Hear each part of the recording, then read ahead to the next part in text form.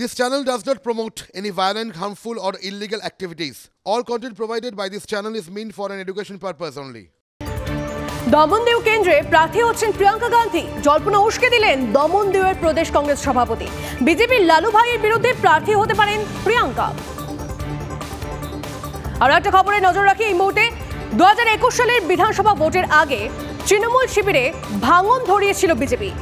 একের পর এক তৃণমূল নেতা যোগ দিয়েছিলেন পদ্ম শিবিরে।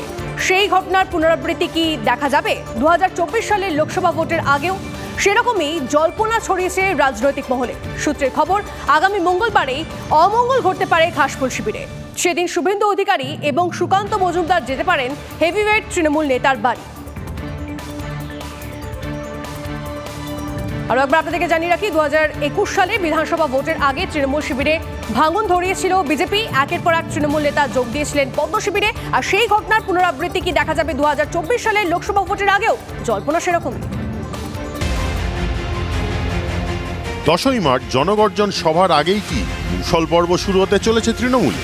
লোকসভা নির্বাচনের দিন যত এগিয়ে আসছে এই প্রশ্ন ততই জোরালো হচ্ছে। তার কারণও আছে। হঠাৎ করে ঘাসফুলে বিদ্রোহ মাথাচাড়া দিয়ে উঠেছে। কুণাল ঘোষ, তাপস রায়রা দলের সাংসদের বিরুদ্ধেই ফোঁস করে উঠেছে। কুণালকে তবু সভা সমিতিতে দেখা যাচ্ছে, কিন্তু তৃণমূল সূত্রে খবর, বরানগরের বর্ষিয়ান বিধায়ক তাপস রায় শীর্ষ নেতৃত্বর ফোন ধরাও বন্ধ করে দিয়েছে। 10ই মার্চ তৃণমূলের ব্রিগেড সভার প্রস্তুতিতেও থাকতে চাইছেন। সেখান থেকেই তীব্র হচ্ছে তার দলবদলের জল্পনা। তাপস অনুগামী শিবিরে জোর গুঞ্জন, আগামী 5ই মার্চের মধ্যেই তাপস রায় চূড়ান্ত সিদ্ধান্ত নিয়ে ফেলবে। সূত্রের দাবি, নৈতিকতা বজায় রাখতে সোম অথবা মঙ্গলবার বিধানসভা থেকে বিধায়ক পদ থেকেও ইস্তফা দিতে পারেন। আরও গুঞ্জন, 5ই মার্চ অর্থাৎ মঙ্গলবারই বিজেপি নেতৃত্বের সঙ্গে বৈঠক হতে পারে তাপস রায়।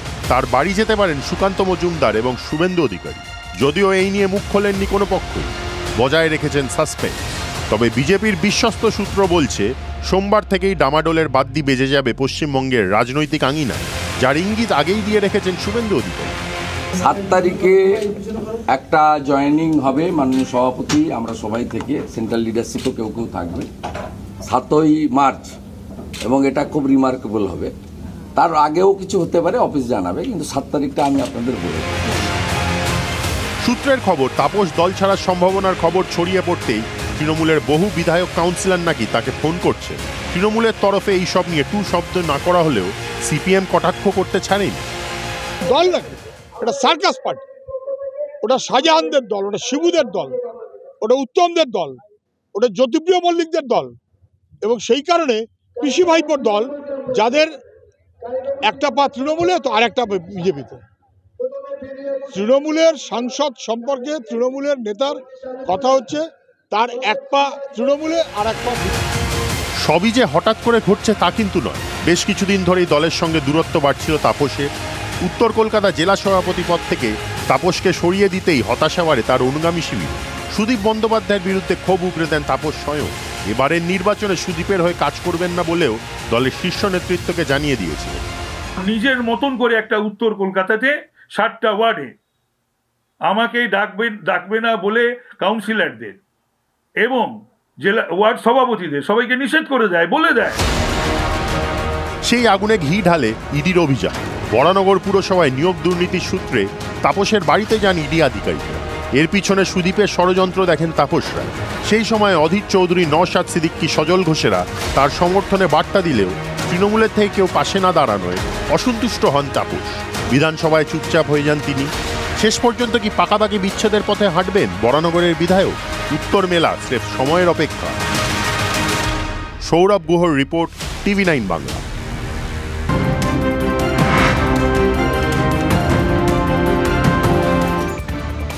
দুদিনের সফরে 2 মেদিনীপুরের মুখ্যমন্ত্রী আজ পূর্ব মেদিনীপুরের তমলুকের নিমতৌড়িতে জেলা পরিষদের অফিস সংলগ্ন ময়দানে মুখ্যমন্ত্রীর সভা। 2 জেলা মিলিয়ে 2000 কোটি টাকার বিভিন্ন প্রকল্পের উদ্বোধন ও শিলান্যাস।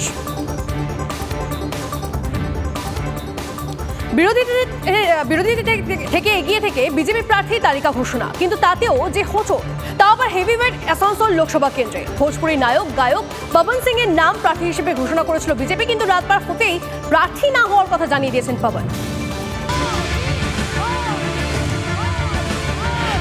ভোট ঘোষণা হয়নি, তার আগেই বিরোধীদের পেছনে ফেলে শনিবার প্রথম প্রার্থী তালিকা প্রকাশ করেছে বিজেপি। বাংলা থেকে 20 প্রার্থীর নাম ঘোষণা করেছে পদ্ম শিবির। কিন্তু 24 ঘন্টার মধ্যে নাটকীয় পট পরিবর্তন, ভোটে লড়ছেন না জানিয়ে দিলেন আসানসোল লোকসভা কেন্দ্রের বিজেপি প্রার্থী পবন সিং। আর তাতে চরম অস্বস্তিতে পদ্ম শিবির।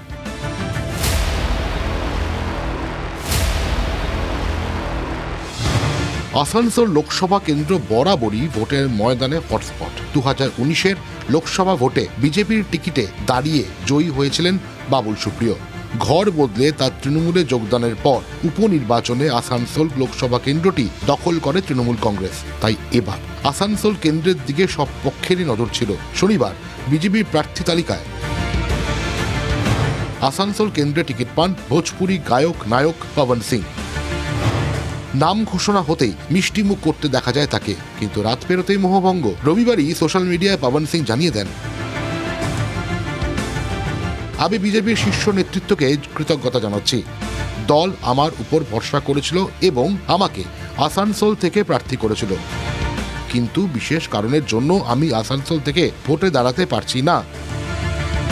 স্বাভাবিকভাবেই প্রার্থী ঘোষণার 24 ঘন্টার মধ্যেই পবন সিং এর সরে দাঁড়ানোয় আসানসোলের রাজনীতিতে চোর ঝড়।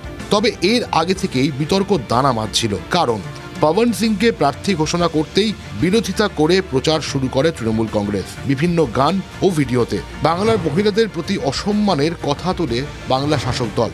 সেই বিতর্কের মাঝেই ভোট ময়দান ছাড়ার ঘোষণা পবন সিং এর। এই নিয়ে সোশ্যাল মিডিয়ায় তৃণমূলের সর্বভারতীয় সাধারণ সম্পাদক অভিষেক বন্দ্যোপাধ্যায় বাংলার মানুষের অদম্য ইচ্ছাশক্তি এবং ক্ষমতাকে কুর্নিশ জানিয়েছেন।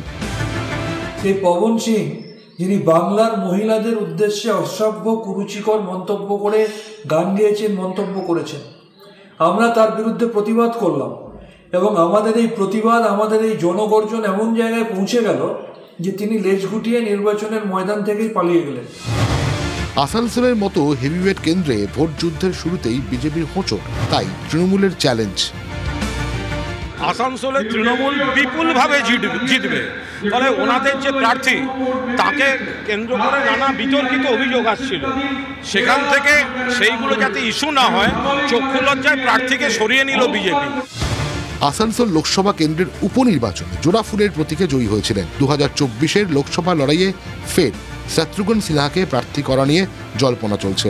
পবন বিতর্কে তার প্রতিক্রিয়া, क्यों विड्रॉ किए, कैसे किए, किन हालत में किया या करवाया गया, ये उनका अपना निजी निर्णय है या फिर वहां के पार्टी का निर्णय है।